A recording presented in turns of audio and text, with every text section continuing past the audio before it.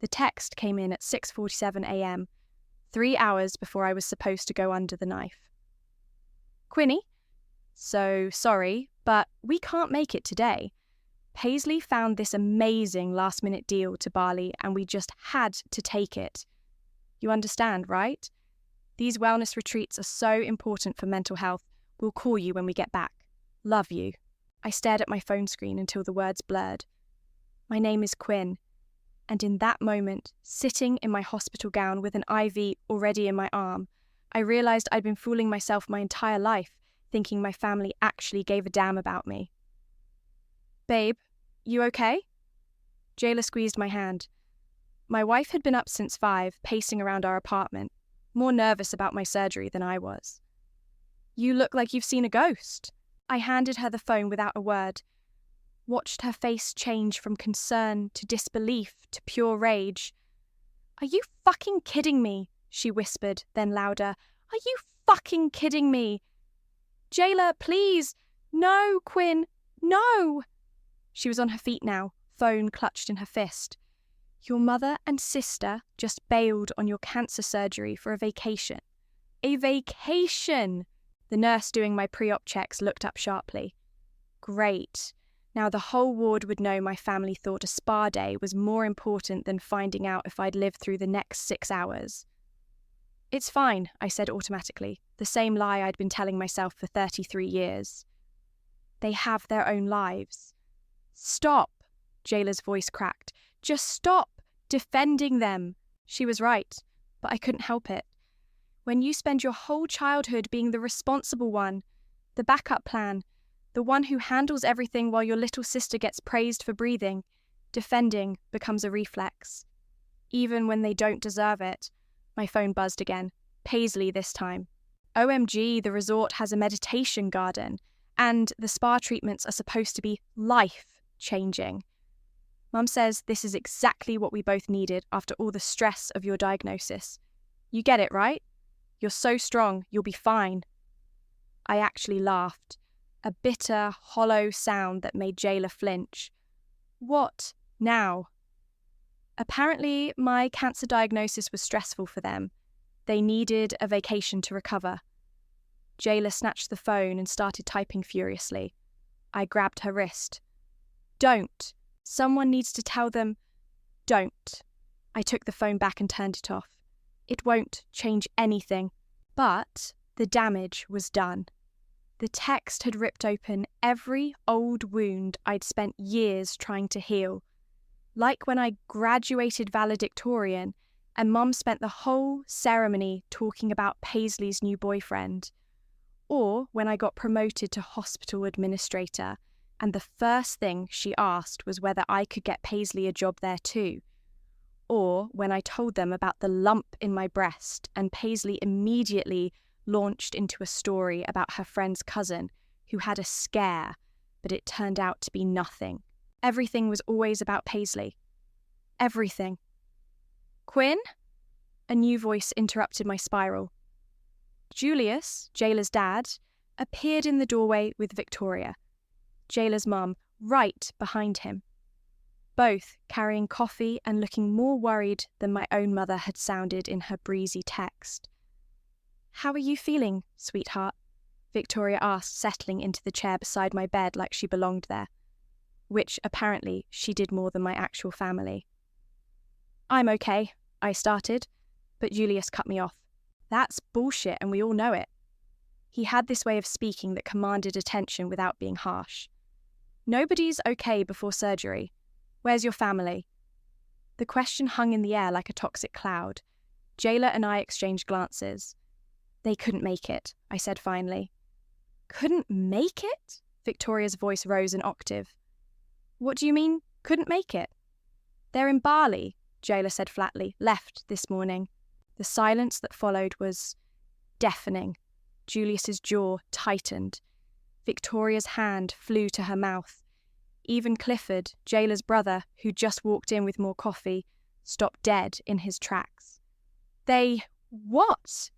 Clifford's voice cracked like he was 16 again instead of 40. You heard right, Jayla said. Wellness retreat. Apparently Quinn's cancer was stressing them out. I wanted to disappear, to sink through the hospital bed and the floor and just vanish. This was exactly what I'd been dreading. The pity, the shock, the confirmation that, yes, my family really was that selfish.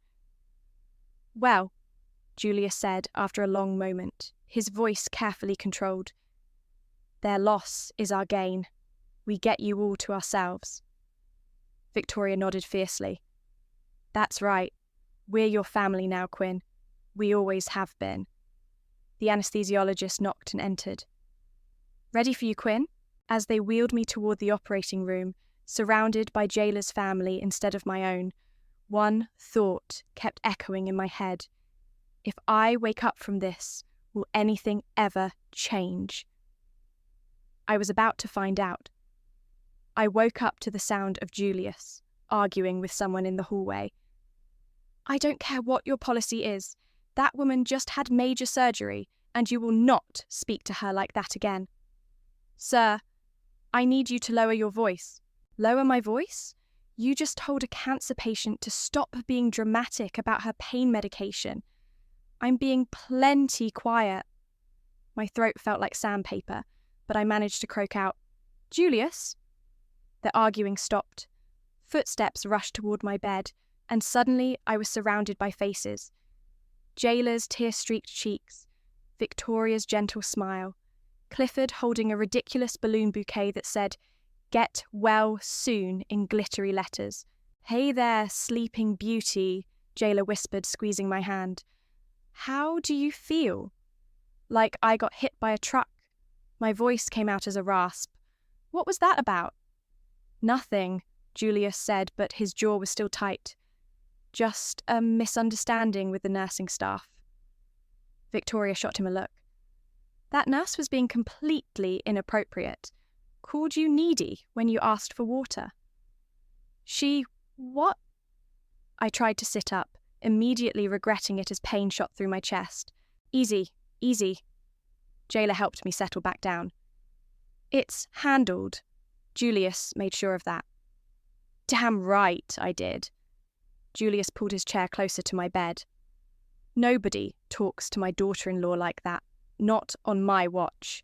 Daughter-in-law. The words hit me harder than they should have. When was the last time my own father had defended me? Oh, right. Never. Because he'd walked out when I was 12, and Paisley was 7. Mum always said it was because he couldn't handle the responsibility, but I'd always wondered if it was because I reminded him too much of himself. The practical one, the one who worried about bills and homework while everyone else lived in fantasy land. How long was I out? I asked. 6 hours for surgery, then another 4 sleeping, Clifford said, checking his phone. It's almost 8 p.m. You missed dinner, but Victoria smuggled in some of her famous chicken soup.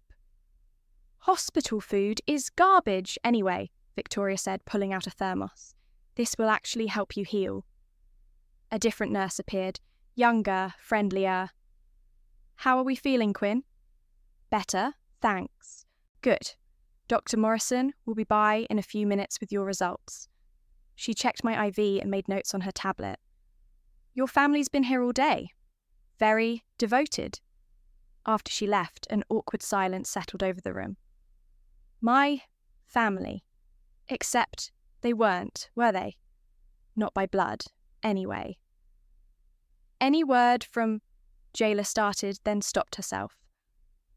From who? I asked, though I already knew. Your mum. Or Paisley. I shook my head. Phone's been off. Maybe you should check, Victoria suggested gently. They might have tried to call. Clifford snorted. Yeah, right. Probably too busy getting massages to remember their daughters in surgery. Clifford, Julius warned. What? I'm just saying what we're all thinking. He wasn't wrong. I turned my phone back on, and the notifications flooded in. Texts from co-workers, friends from college, even my old boss from 3 jobs ago. Get well messages, prayers, offers to bring food or help with anything I needed. Nothing from Mum or Paisley. Well, that wasn't entirely true. There was one message from Paisley, sent 4 hours ago. How did it go? Resort Wi-Fi is terrible. So sorry if this is late. I showed the text to Jayla without saying anything. Are you fucking serious? She exploded. Resort Wi-Fi? Resort Wi-Fi? Jayla, language, Victoria said automatically, but her voice was strained. No, Mum, I'm done being polite about this. Jayla was pacing now, hands gesturing wildly. Quinn could have died today. Died. And her sister is complaining about internet speed at her luxury vacation. It's fine, I said weakly. Stop saying that. Jayla whirled around to face me. It's not fine. None of this is fine. Dr. Morrison knocked and entered, saving me from having to respond. She was a small woman with kind eyes and greying hair pulled back in a practical ponytail. Good evening, Quinn. How are you feeling? Sore, but okay. That's normal. She pulled up a chair. I have good news. We got it all. Clean margins, no spread to the lymph nodes. You're going to be just fine. The relief in the room was palpable. Victoria started crying. Julius cleared his throat roughly. Clifford pumped his fist in the air. Thank you, I whispered. You did the hard part, Dr. Morrison said. Now you just need to rest and heal. You'll be here another day or two, then home for recovery. After she left, Victoria leaned over and kissed my forehead. I'm so proud of you, sweetheart. For what? I just laid there. For being strong. For fighting. She smoothed my hair back. For letting us be here for you. Julius nodded. That's right. Family takes care of family. I was about to respond when Clifford held up a card. Oh, this came for you earlier. Delivery guy said it was urgent. The envelope was cream-coloured, expensive-looking. My name was written in Paisley's loopy handwriting across the front. Inside was a generic get-well-soon card with flowers on the front. But when I opened it, I saw something that made my blood run cold. At the bottom, in faded ink, was another name that had been crossed out with black pen. Teresa. Paisley had literally taken a get-well card meant for our mother and scratched out her name to give to me. I must have made a sound because suddenly everyone was looking at me with concern. Quinn? What is it? I held up the card, showing them the crossed-out name. The room went dead silent. Jesus Christ, Clifford whispered. Julius stood up slowly, his face darker than I'd ever seen it. That's it. I'm done being polite about your family. 3 months later, I was sitting in Julius' office at the Westbridge Medical Centre, staring at a job offer that seemed too good to be true. Director of Patient Relations? I read the title again. Julius, I appreciate this, but I can't take charity. Charity? He laughed, leaning back in his leather chair. Quinn, you've been volunteering here twice a week since you finished chemo. You've reorganised our entire patient intake system, mediated 3 family disputes, and somehow convinced the Hendersons not to sue us after their son's complications. That was just common sense.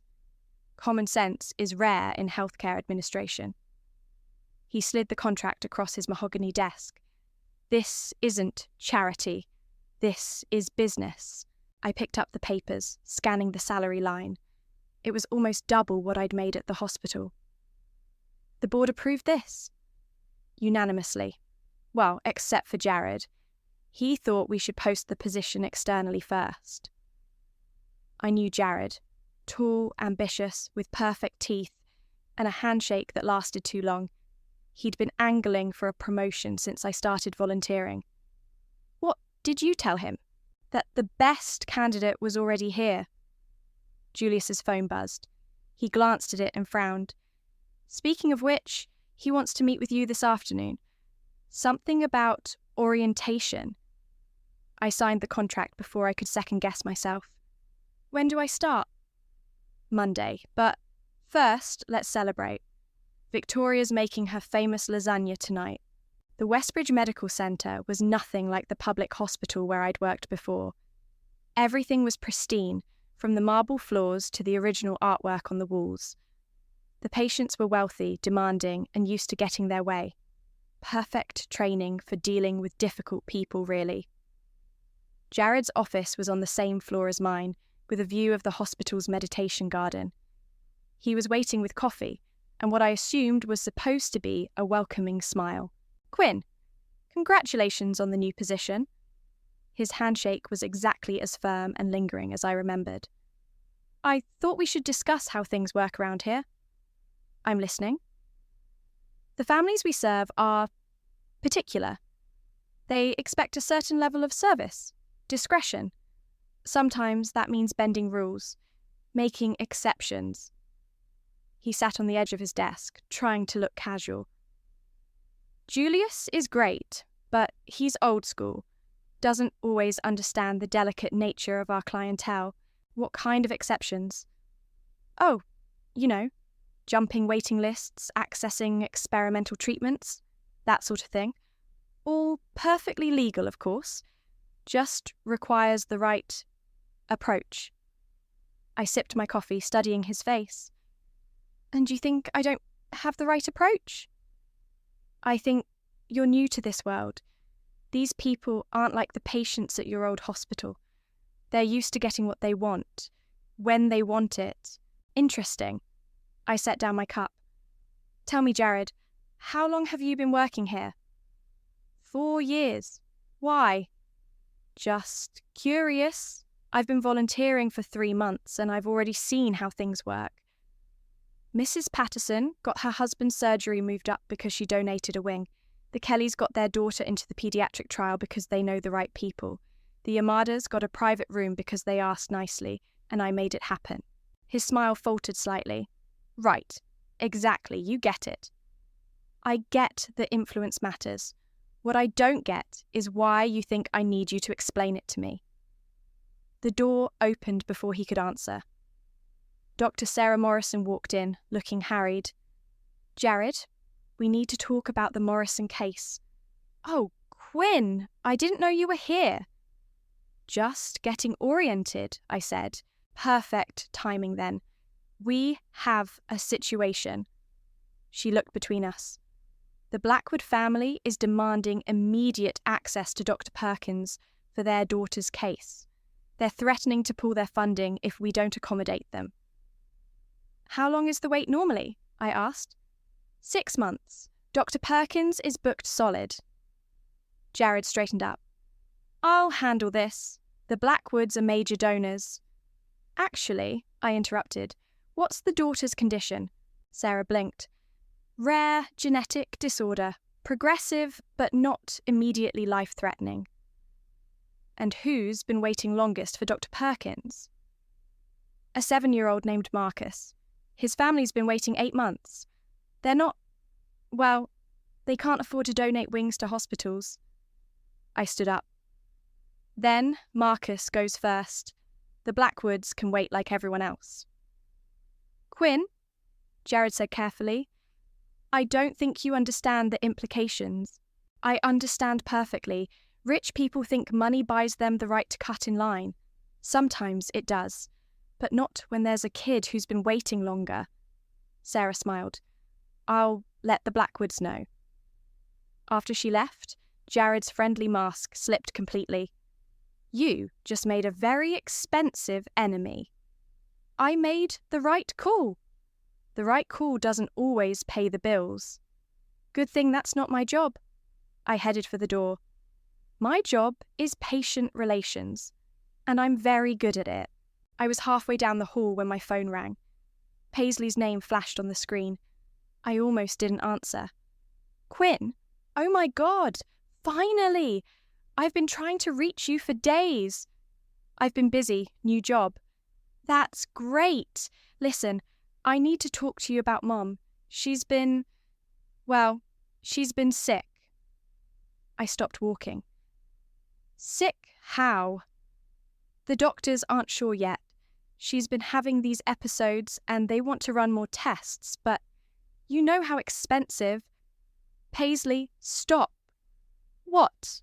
Just stop. I know exactly where this is going. I don't know what you mean. You need money for Mum's medical bills, and you figured you'd call your big sister, the one with the fancy new job, to bail you out. Again. Silence on the other end. Am I wrong? I asked. Quinn, she's our mother. Our mother, who couldn't be bothered to show up for my cancer surgery because she was too busy getting spa treatments. That's not fair. You're right, it's not fair. But it's true. I hung up and turned off my phone. Whatever was wrong with Mum, they'd figure it out. They always did, without me. 2 weeks later, Paisley showed up at my apartment. I opened the door to find her standing there, with red-rimmed eyes and designer luggage at her feet. She'd lost weight, and her usually perfect hair was pulled back in a messy ponytail. Hi, Quinn. What are you doing here? Can I come in, please? Against my better judgment, I stepped aside. She dragged her suitcase into my living room and collapsed onto my couch like she owned the place. Nice apartment, she said, looking around. Very you. Paisley, what do you want? I left Derek. Derek was her latest boyfriend, some crypto trader who drove a Tesla and talked about disrupting everything. They'd been together for 8 months, which was practically a marriage record for Paisley. Okay, and I need somewhere to stay, just temporarily. There are hotels. With what money? She laughed bitterly. Derek was paying for everything, the apartment, the car, my credit cards. Turns out his crypto empire was built on Daddy's money, and Daddy cut him off. I sat down across from her. So you're broke? Completely. And Mum? She trailed off, picking at her nail polish. What about Mum? She's worse, Quinn. Much worse. The doctors think it might be some kind of autoimmune thing, but they need to do more tests. Expensive tests. How expensive? 6 figures, maybe more. Paisley's voice cracked. Insurance won't cover the experimental stuff, and the specialists want payment up front. I studied my sister's face. She looked genuinely scared, which was new. Paisley had always been the golden child, the one who landed on her feet no matter what. Seeing her this vulnerable was unsettling. Where is she now? At home. I've been taking care of her, but I can't afford the medications anymore. She's getting sicker every day. My phone buzzed. Jayla texting that she'd be home late from her shift at the fire station. I showed Paisley the message. How is Jayla? Good. Working a lot. And her family? They're great. I didn't elaborate. Paisley didn't deserve to know how Julius had been mentoring me, or how Victoria called every Sunday to check in, or how Clifford had helped me move into this apartment. That's nice? Paisley's voice was small. It must be nice to have a family that actually cares. It is. We sat in silence for a moment. Then Paisley started crying. Not her usual dramatic tears, but quiet, exhausted sobs. I'm scared, Quinn. I've never seen Mum like this. She can barely get out of bed some days. Despite everything, seeing my sister break down hit me harder than I expected. We might not be close, but she was still my little sister. The same girl who used to crawl into my bed during thunderstorms. What do you need from me? Can I stay here, just until I figure things out? For how long? I don't know. A few weeks. I'm trying to find a job, but everything requires experience I don't have. I thought about it. My apartment had 2 bedrooms. I used the second one as an office. It would be cramped, but manageable. Fine, but there are rules. Anything. You pay for your own food, you clean up after yourself, and you don't bring men here. Deal. And Paisley? This doesn't mean I'm paying for Mum's treatment. Her face fell. Quinn, please. I know we haven't been the best family to you. Stop. But she's dying. The doctors said without treatment, She has maybe 6 months. The words hit me like a physical blow. 6 months. The same amount of time I'd been in remission. That's not my problem. How can you say that? Because when I was dying, she was getting massages in Bali. Paisley flinched. That was different. How? She was scared. We both were. We didn't know how to handle it. So, you ran away. We made a mistake, okay? A huge mistake. But this is your chance to be the bigger person. The bigger person? I stood up, anger flooding through me. I've been the bigger person my entire life. I was the bigger person when she missed my graduation because you had a dance recital. I was the bigger person when she forgot my birthday 3 years in a row. I was the bigger person when she spent my college fund on your modelling career. Quinn, I was the bigger person when she chose your side in every fight, defended every stupid decision you made, and treated me like hired help instead of her daughter.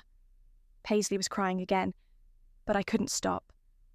And I was the bigger person when she abandoned me on the scariest day of my life because you wanted a vacation. We're sorry, she whispered. Sorry doesn't fix anything. So what? You're just going to let her die? I looked at my sister, really looked at her. She was 28 years old and had never faced real consequences for anything. Mum had always swooped in to fix her problems, bail her out, make excuses. Now she was asking me to do the same thing. I'm not letting her do anything, I said finally. I'm just not saving her. The next morning, I found Paisley on my couch, still in yesterday's clothes, scrolling through her phone. Any luck with the job search? Not really. She looked up at me. Quinn, I've been thinking about what you said yesterday. And? You're right. We've been terrible to you, but Mom's still our mother. Your mother, I corrected. She made it pretty clear I was just the backup plan. Paisley's phone rang. She glanced at the screen and her face went white. It's the hospital, she said, answering quickly. Hello, what? When? Okay, we'll be right there. She hung up and looked at me with panic in her eyes. Mum collapsed. They're running tests, but... She swallowed hard. They think it might be too late for the experimental treatment. I didn't go to the hospital with Paisley. Instead, I went to work and threw myself into patient files, trying to ignore the 17 missed calls from my sister. By lunch, Jared was hovering around my office with his usual fake concern. Everything okay, Quinn? You seem distracted. I'm fine. Good, because the Blackwood situation has escalated. They're threatening to take their business elsewhere. Let them. He blinked. Excuse me? You heard me. If they can't wait their turn like everyone else, they can find another clinic. Quinn, I don't think you understand the financial implications. Jared, I looked up from my computer. Do you know what my job title is? Director of Patient Relations. Right, not Director of Donor Relations. Not Director of Kissing Rich People's Asses. Patient Relations. Which means I advocate for patients, not bank accounts. He opened his mouth to argue, but Julius appeared in my doorway. Jared, don't you have the Morrison case to prep for? Actually, I wanted to discuss... Now, Jared. After he left, Julius closed my door and sat down across from my desk. Want to talk about what's really bothering you? My mother's in the hospital. I'm sorry to hear that. Is it serious? Apparently. I pulled up her file on my computer. I'd looked her up in the system after Paisley left. Some kind of autoimmune condition. Rare, aggressive. Julius leaned forward. What's the prognosis? Without treatment, 6 months. With the experimental therapy. I scrolled through the notes. 50-50 chance. Maybe better. That's not terrible odds. The treatment's only available at a few places. Westbridge is one of them. Understanding dawned on his face. Ah. The waiting list is 2 years long. She doesn't have 2 years. And your sister wants you to use your position here to move her up the list. Something like that. Julius was quiet for a long moment. What do you want to do? I want to do my job. Follow protocol. Treat everyone fairly. That's what you think you should do. What do you want to do? I stared at my computer screen, at my mother's medical records laid out in clinical detail. Teresa Ross, age 57, divorced, 2 daughters, no mention of Bali or spa treatments or recycled get-well cards. I want her to suffer, I said quietly, the way she made me suffer. That's honest. It's also terrible. Maybe, or maybe it's human. Julia stood up. Take the rest of the day off. Think about it. I don't need to think about it. The answer is no. Quinn. What? Your mother's condition. It's the same thing that killed my father. I looked up sharply. What? 20 years ago. Same symptoms, same progression. There was no treatment then. His voice was steady, but I could see the pain in his eyes. He died 6 months after diagnosis, exactly like the doctors predicted. Julius, I'm sorry, I didn't know. The point is, I understand what you're going through. The anger, the resentment, the guilt. He paused. But I also know what it's like to lose a parent, even a difficult one. After he left, I sat alone in my office, staring at Mum's file. My phone buzzed with another text from Paisley. She's stable for now, but doctors want to start treatment ASAP. Please call me. I turned off my phone and went home. Paisley was waiting in my living room with Victoria, of all people. They were drinking tea and talking quietly. Quinn, Paisley jumped up. Thank God you're here. What's she doing here? I nodded toward Victoria. I called her, Victoria said simply. Paisley needed someone to talk to. About what? About your mother, about you, about this whole mess. I sat down heavily. And what did you tell her? The truth. That you're hurting, that your family hurt you, and that sometimes the hardest thing to do is forgive. I'm not ready to forgive. I didn't say you had to be ready, Victoria said gently, but maybe you could be ready to help. Why should I? Paisley spoke up. Because I found something in Mum's things.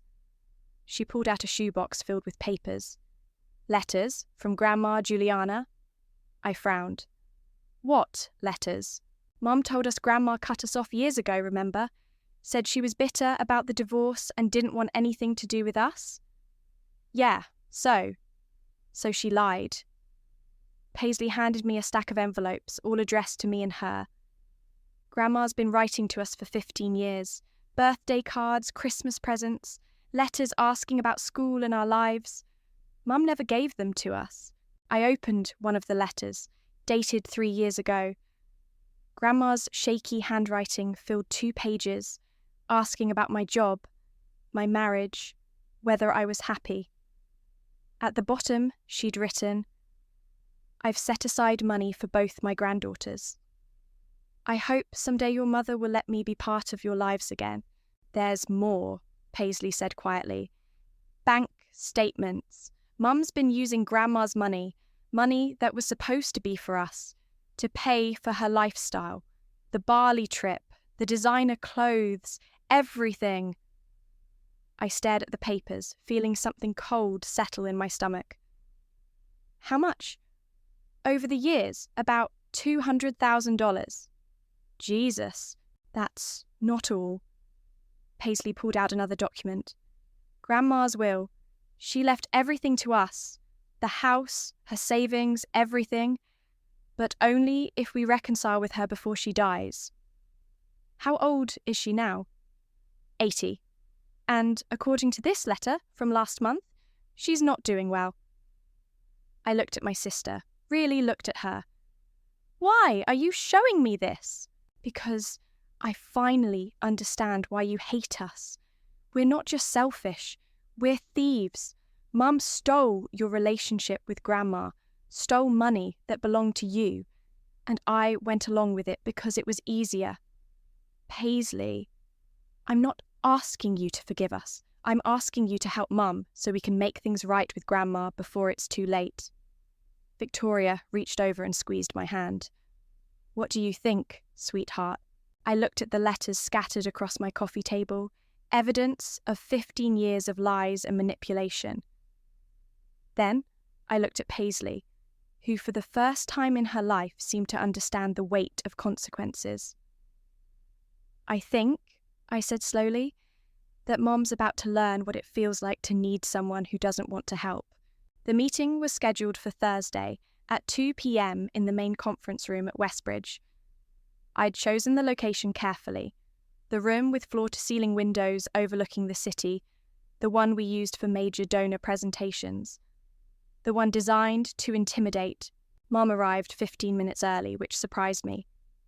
Paisley wheeled her in. She was too weak to walk far now. The woman who'd raised me looked like a shadow of herself. Her hair, always perfectly styled, hung limp around her gaunt face. Her designer clothes hung loose on her shrinking frame. But her eyes were the same. Sharp, calculating, already working the angles. Quinn, sweetheart. Her voice was weak but warm, the tone she used when she wanted something. You look wonderful. This place is incredible. Hello, Mom. Paisley positioned the wheelchair at the conference table. Thank you for agreeing to see us. Don't thank me yet. The door opened and Julius walked in, followed by Dr. Abraham Perkins, the specialist Mom needed. Then Victoria, who nodded at me encouragingly. Finally, Jared slipped in and took a seat near the back. Mum's eyes widened as she took in the assembled group. My, this is quite formal. This is how we do things here, I said, taking my seat at the head of the table. Dr. Perkins, would you explain Mrs. Ross's condition to everyone? Abraham opened his tablet. Mrs. Ross has a rare autoimmune condition that's progressing rapidly. Without treatment, she has perhaps 4 to 6 months. With our experimental therapy, her chances of survival increase to approximately 60%. And the waiting list? I asked. Currently 2 years for new patients. Paisley leaned forward. But surely there are exceptions. For urgent cases? There are, I said.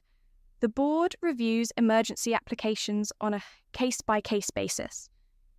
Then we'd like to apply, Mom said, her voice gaining strength. Paisley told me you have some influence here. Some influence, I smiled.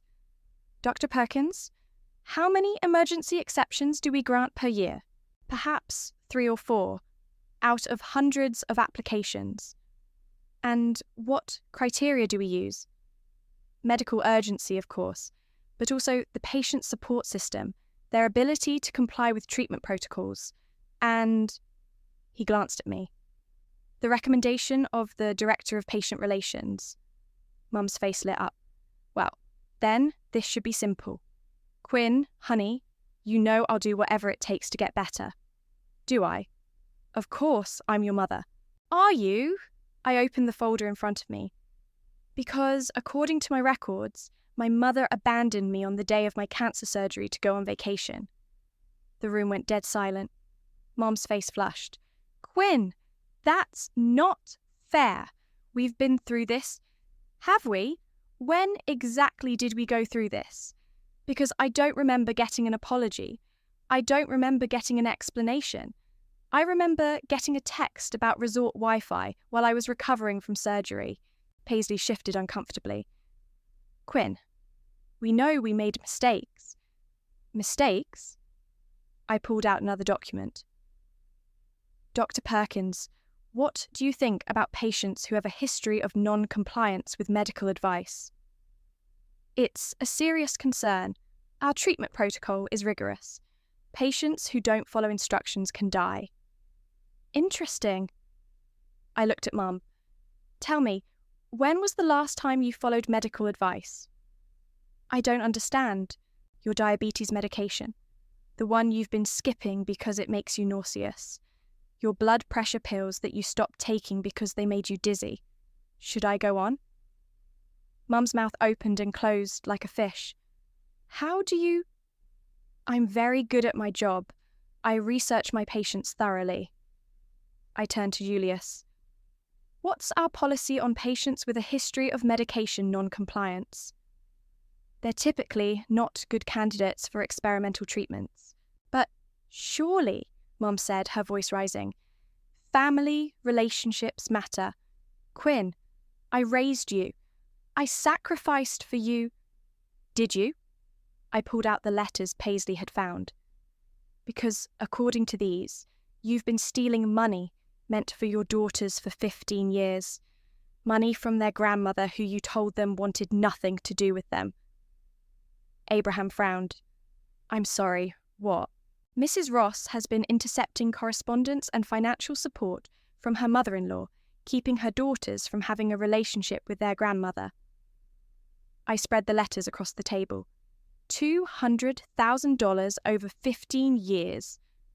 Victoria gasped. Even Jared looked shocked. That's not what happened, Mum stammered. Juliana was bitter.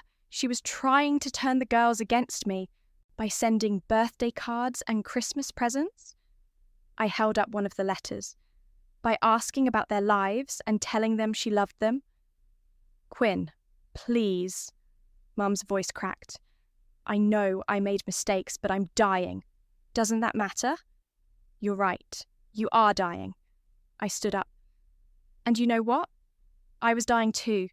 6 months ago, I was lying in a hospital bed, scared and alone, wondering if I'd live to see another Christmas. We were scared too, so you ran away. You chose a vacation over your daughter's life. I walked around the table until I was standing directly in front of her wheelchair.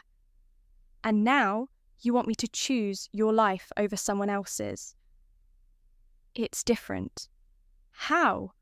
Because I'm your mother. No. My voice was steady, calm. A mother shows up. A mother puts her children first. A mother doesn't steal from her grandchildren or lie about their family. I leaned down so we were eye level. You're not my mother. You're just a woman who gave birth to me. Mum started crying. Not the manipulative tears I was used to, but genuine, desperate sobs. Please, Quinn. I'll do anything. I'll make it right with Juliana. I'll pay back the money. With what money? You're broke, remember? Paisley spoke up quietly.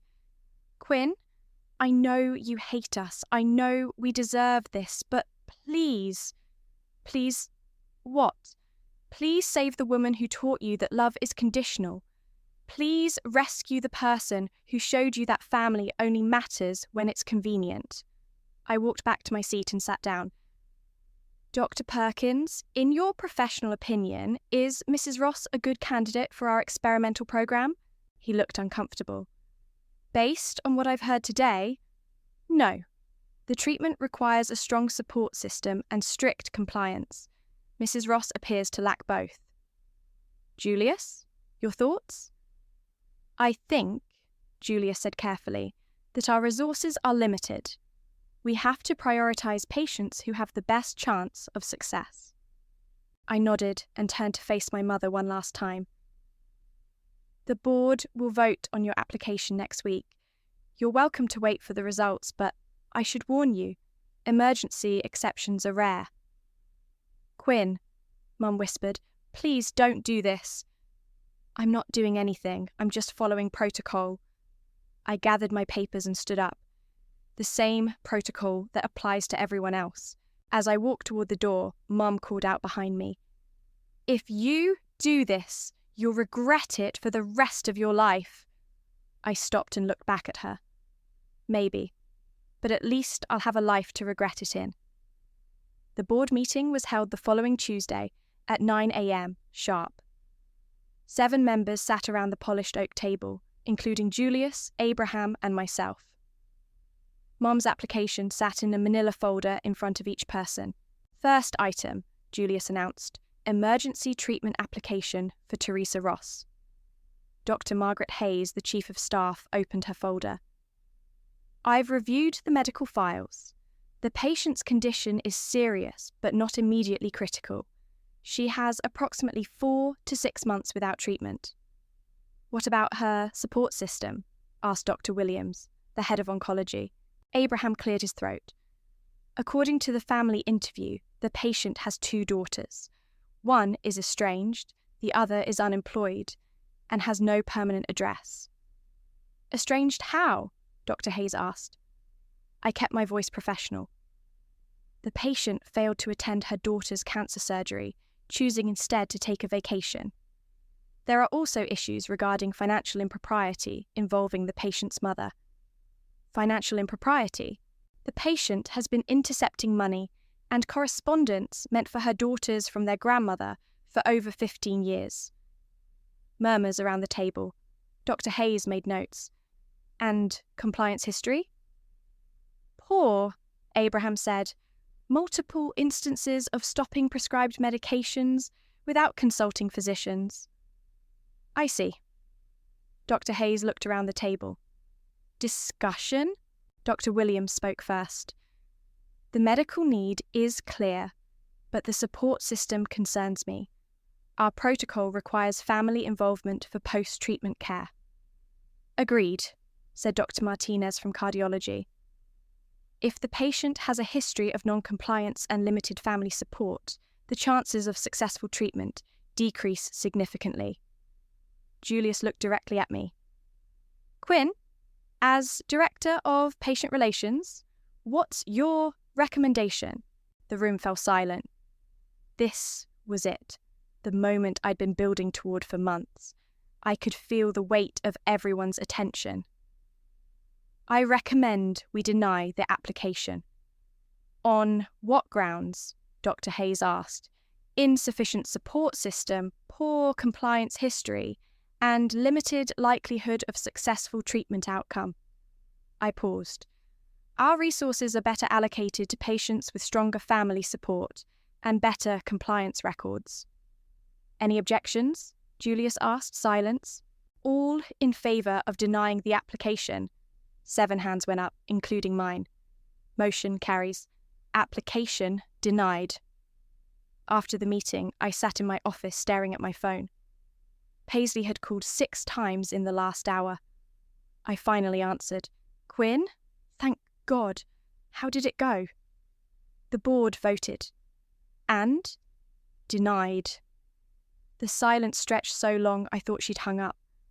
Paisley? I can't believe you actually did it. Her voice was hollow. I hoped. You hoped what? That I'd save her after everything she's done. I hoped you'd be better than us. The words hit harder than I expected. Better than you? Yes. I hoped you'd show mercy, compassion, the things we never showed you. Where was your compassion when I was dying? We were wrong, Quinn. We were selfish and wrong and horrible. But this doesn't make you right. It just makes you like us. She hung up. An hour later, Jared knocked on my door. Heard about the Ross decision? Tough call. Was it? Come on, Quinn. We both know what this was really about. Enlighten me. Revenge, pure and simple. He sat down across from my desk. And, honestly, I respect it. Takes balls to let your own mother die to make a point. That's not what this is about, isn't it? He leaned forward. Look, I get it. They screwed you over. Now you're screwing them back. It's poetic justice. But don't pretend this was about medical protocols. Get out of my office. Hey, I'm on your side here. You just proved you're willing to make the hard choices. That's exactly what this place needs. After he left, I tried to focus on work, but Paisley's words kept echoing in my head.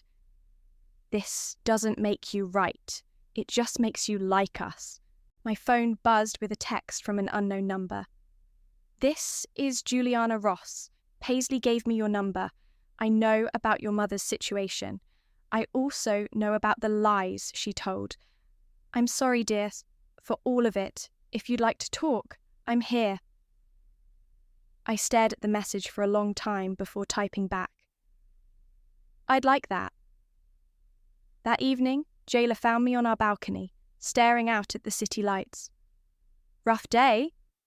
The board denied Mom's application. How do you feel about that? I don't know. I turned to look at her. Jared thinks I did it for revenge. Did you? Maybe. Probably. I sighed. Does that make me a terrible person? Jayla sat down beside me. It makes you human. Your family hurt you deeply, and now you have the power to hurt them back. The question is, will it make you feel better? I thought it would, but now I just feel empty. That's because revenge doesn't heal anything. It just creates more pain.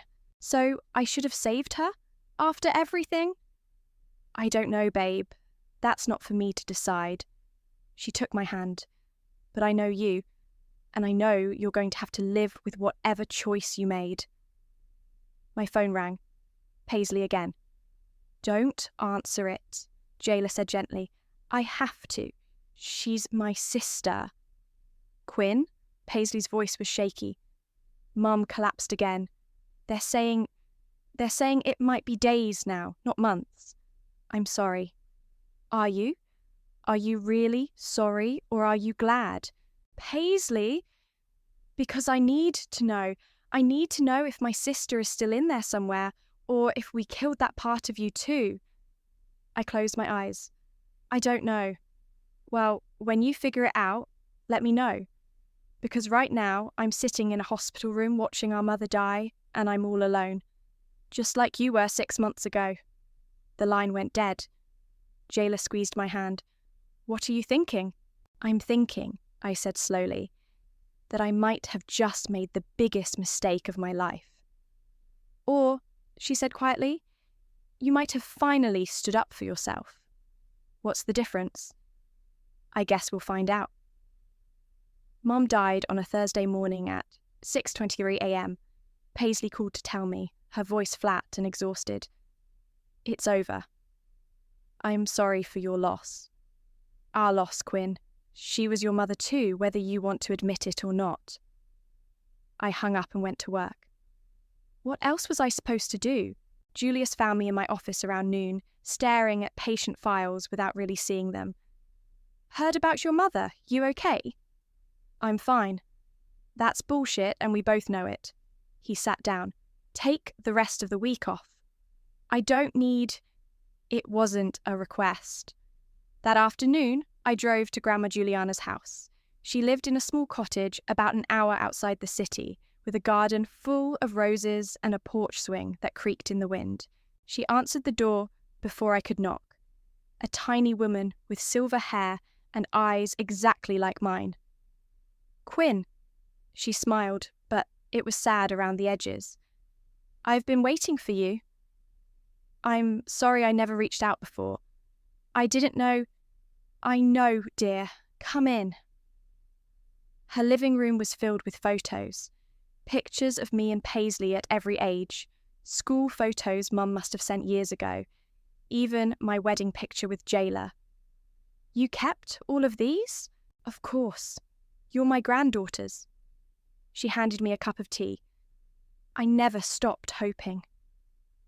Mum told us you hated us, that you blamed us for Dad leaving. Your mother told a lot of lies. Juliana sat down across from me. I never blamed you for anything. If anything, I blamed myself for not fighting harder to stay in your lives. Why didn't you? Because Teresa threatened to disappear with you girls if I tried. And I was scared she'd follow through. Her voice cracked. I should have called the police, hired lawyers, something. Instead, I just kept sending letters and hoping. We sat in comfortable silence for a while. Then she asked the question I'd been dreading. Do you regret it? What you did? I don't know. Maybe. She was sick, Quinn. Really sick. Whatever else she was still your mother. She was never my mother when it mattered. No, she wasn't. But you could have been the daughter she never deserved. The words hit me like a slap. So I should have saved her?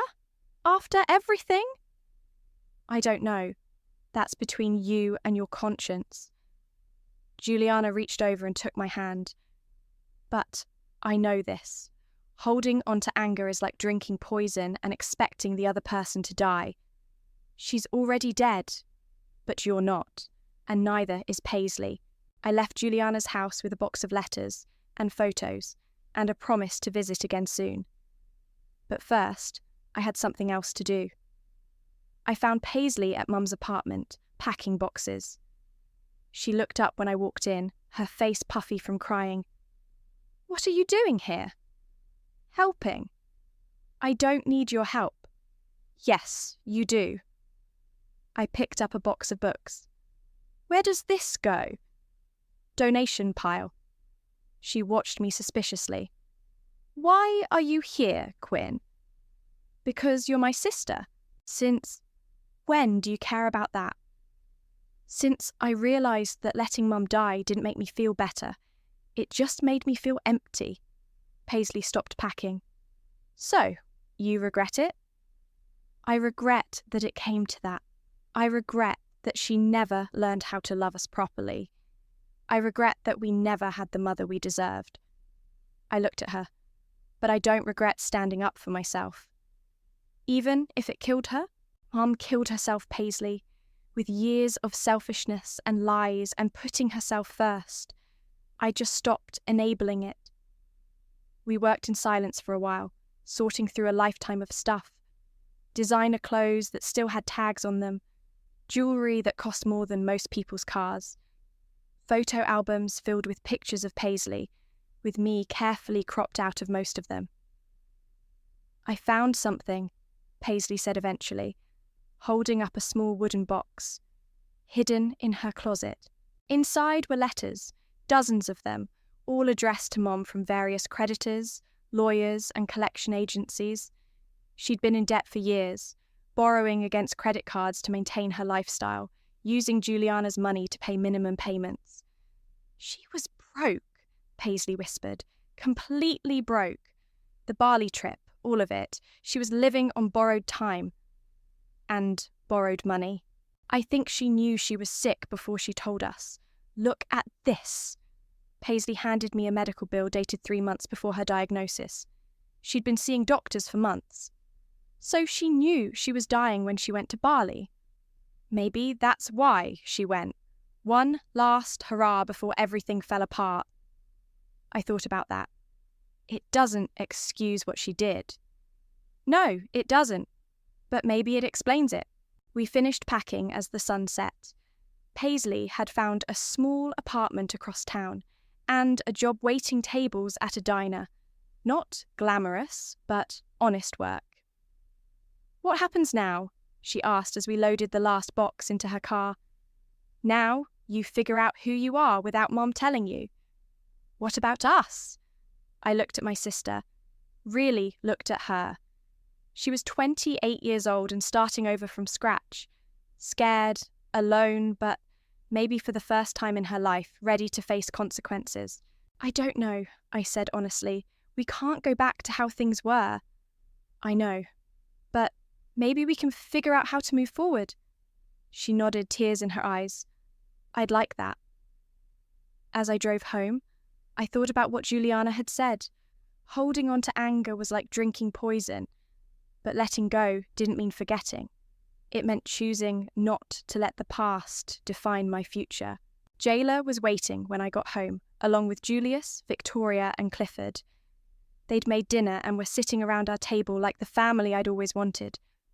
"How was it?" Jayla asked, a hutch. "Hard, but necessary." "And Paisley?" "She's going to be okay. Eventually." Victoria squeezed my hand. "And you?" I looked around the table at these people who'd chosen to love me, who'd shown up when it mattered, who'd never made me earn their affection. "I'm going to be okay too." Julius raised his glass. "To family, the one you're born with and the one you choose. To family, we all echoed, and for the first time in months, I felt something other than anger. Not happiness, not yet, but peace. The kind that comes from finally choosing yourself, even when it costs everything. Mum was gone, Paisley was starting over, and I was finally, truly free. It didn't heal everything, but it was enough.